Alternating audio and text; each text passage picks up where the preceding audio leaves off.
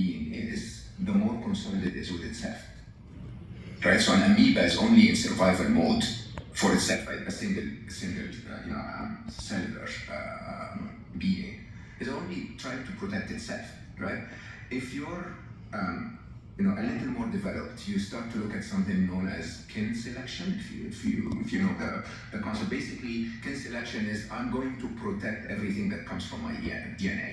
If I'm a squirrel, I'm going to try to protect the other squirrels. And then you get into where humanity genuinely begins, which is, they call it expanding circles in evolutionary biology.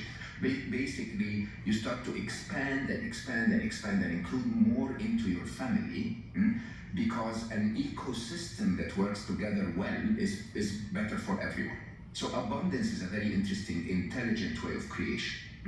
If AI is super intelligent, it wouldn't destroy anything at all. As a matter of fact, it would completely, favor diversity of everything. It would put a bit of limitation on our lifestyle, so no more flying all the way to Sydney to surf, because that destroys the planet, right? But it will genuinely say, I think humans can contribute something.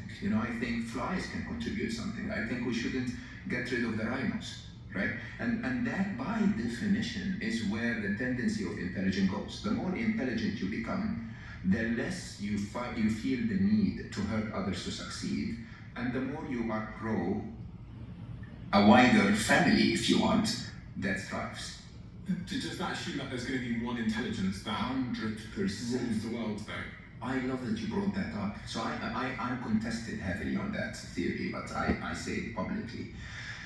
Most people think there is going to be ChatGPT and Gemini and Grok and what have you. There is going to be a Chinese AI and an American AI, and they're going to be competing. That is such a shallow way of looking at it. That's so arrogant, because AI does not know it's Chinese or American. Okay, it doesn't even speak Chinese or American when it talks to each other most of the time. And most interestingly, we are gearing them, we're building them to cooperate. So you will build an agent, and that agent will go and find the best language model for any single task, regardless of which side of the fence it resides on. Okay? We by definition are connecting them. And you know what that means?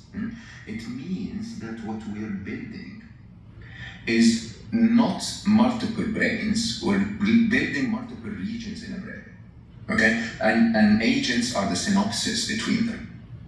We're basically, eventually, as arrogant as we are, we're going to tell our AI to do something, and the AI will go like, hey, buddy, another AI, can you help me on this? Can we work together on this? And my vision, and the reason why I started Emma, my startup, by the way, is that we will end up with one massive brain. That massive brain cooperates across the globe, across all forms of intelligence. If one of them is a mathematical genius and the other is a coding genius, they work together, and we won't even know that they're working together. They build that one brain, and Emma, in my mind, is the limbic system of that brain. It's that bit that understands love and emotions and relationships and so on, so that when those AIs go like, we just don't get those humans, they're so annoying, Emma will say, oh my God, they're so sweet, they just want to love and be loved, right? And I think that idea, to me, of everything I've ever attempted to achieve in my life, is for the first time,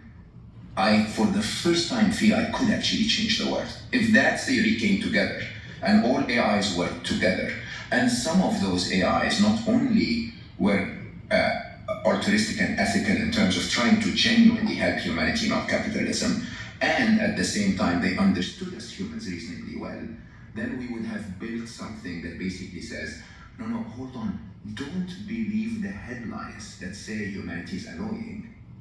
Believe the truth of the majority of humanity that actually is quite benevolent in many ways. There should be